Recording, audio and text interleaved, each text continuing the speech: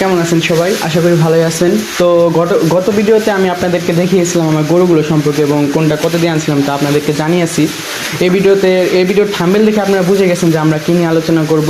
আজকের ভিডিওতে আমরা আলোচনা করব হচ্ছে আমার খামারটাকে আপনাদের সবাইকে ঘুরিয়ে দেখাবো, অর্থাৎ আমার খামারের শেডটাকে ঘুরিয়ে দেখাবো এবং এর কী কী ভুল আছে তা নিয়ে আপনাদের সাথে আলোচনা করব। তো আমার বলার পরেও যদি আপনাদের সামনে কোনো ভুল থাকে অবশ্যই কমেন্ট করে জানাবেন, সেটা আমরা পরবর্তীতে ঠিক করার চেষ্টা করব। এবার যেহেতু ভুলবশত হয়ে গেছে, আমরা এই গরুগুলোকে বিক্রি করার পর খামারটাকে আমরা A to Z আলোচনা করবো ইনশাআল্লাহ। করতে সেটা হচ্ছে আমাদের খাবারের জায়গা, গরু খাবারের জায়গা। এইখানে গরুগুলোর যে 4টা গরু আছে, 4টা গরুর জন্য হয়তো বা পর্যাপ্ত জায়গা আছে, কিন্তু এইভাবে কখনো নিয়ম না। এই খামারটা যখন করা হয়েছিল আমার বয়স অনেক কম, 7-8 বছরের ছোট আমি ওই টাইমে আর কি খামারটা করা হয়েছিল। ওই টাইমে এত আধুনিক আয়নাটা ছিল না, এর জন্য এরকম একটা অবস্থা হয়েছে। তো পরবর্তীতে ঠিক করব। এখানে দেখেন এই যে 4টা গরুর জন্য এইভাবে একটা সেট করা হয়েছে। এটা যদি আমরা এদিকে ঘুরায় করতাম, ঘুরায় করলে হয়তো কি এখানে আমরা 6-7টা গরু অনায়াসে রাখতে পারতাম এবং গরুগুলো খেয়েও অনায়াসে মনে করেন যে জায়গা থাকতো, ওরা পর্যাপ্ত পরিমাণ জায়গা পাইতো এবং আলো বাতাসে ঢোকার জায়গা পেতো। এখানে যখন আমরা গরুগুলো রাখি আর তারপরও এই খাবারের জায়গাটার মধ্যে আরেকটা ভুল আছে। সেই ভুলটা হইতেছে এখানে আমরা কোনো রিং দিই নাই, ফলে গরু কিন্তু সহজেই উপরে উঠে যায়। উপরে উঠে যাইলে কি হয়, উপরে উঠে যাওয়ার পর ওরা কী করে, প্রস্রাব করে দেয়। খাবারের জায়গায় যখন ওরা প্রস্রাব করে দেয়, সেখানে খাবারের একটা গন্ধের কারণে খাবারগুলো নষ্ট হয়, আমাদের পর্যাপ্ত পরিমাণ খাবার নষ্ট হয়। তা আমি একটা ভিডিও ক্লিপ আগে করে রাখছি, ওটা দিয়ে দেবনি ভিডিওতে।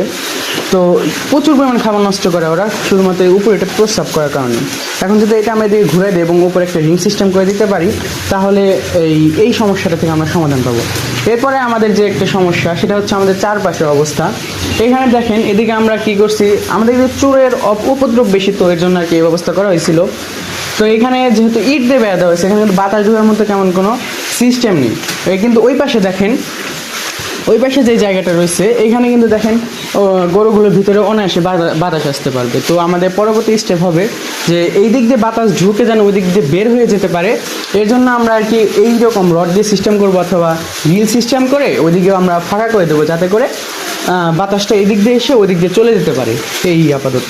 তো ভিউয়ার্স, যারা নতুন খামারি আছেন তারা অবশ্যই এরকম সব কিছু যাচাই বাছাই করে ইনশাল্লাহ খামার করবেন এবং এইরকম এক সাইডে খামার দেওয়ার চেষ্টা করবেন, কারণ এর ফলে কী হবে, আপনার খামারটা পরিষ্কার করতে সুবিধা হবে এবং খাবার দিতে সুবিধা হবে, যে কোনো কিছু করতে পারবেন। এখন দেখেন আমি যদি এই পাশ থেকে খাবার দিই, এখান থেকে কিন্তু 2টা গরু আমাকে তখন গুঁতা দিতে পারে, বা ওই পাশ থেকে খাবার দিতে গেলে কিন্তু ঠিক সেম অবস্থা হবে। এই জন্য যারা নতুন খামারি আছেন অবশ্যই চেষ্টা করবেন একমুখী খাবার দেওয়ার জন্য। যদি আমরা দেখেন একমুখী খাবার দিয়ে থাকি এরকম ফুল একটা সিস্টেম করে, তো আমরা কিন্তু অনায়াসে এই দিক দিয়ে এসে খাবার, ঘাস, ভুসি, যে কোনো কিছু কিন্তু আমরা অনায়াসে দিতে পারবো। কিন্তু এই অবস্থায় থাকলে কিন্তু আমাদের গরু মাঝখান দিয়ে গিয়ে তারপর কিন্তু খাবার দিতে হয়। তো এটা আমরা পরিষ্কার করার চেষ্টা করবো। এজন্য যারা নতুন খামারি আছেন অবশ্যই এই জিনিসটা খেয়াল রেখে খামার করবেন এবং গরু কেনার সময় অবশ্যই অভিজ্ঞ লোকদের নিয়ে যাবেন গরু কেনার জন্য, এই আর কি। তো ভিউয়ার্স, আমার চোখে যতটুকু ভুল আসছিল তা আপনাদের সামনে শেয়ার করার চেষ্টা করছি এবং যেগুলো ভুল আমি বুঝতে পারি না, অবশ্যই যারা অভিজ্ঞ খামারি আছেন তারা অবশ্যই আমাকে বিষয়টা জানাবেন এবং কমেন্ট করে জানাবেন, তা আমরা পরবর্তী ঠিক করে দেওয়ার চেষ্টা করব। তো আপাতত এই পর্যন্তই, সবাই ভালো থাকবেন, সুস্থ থাকবেন এবং চ্যানেলটিকে সাবস্ক্রাইব করবেন ইনশাআল্লাহ।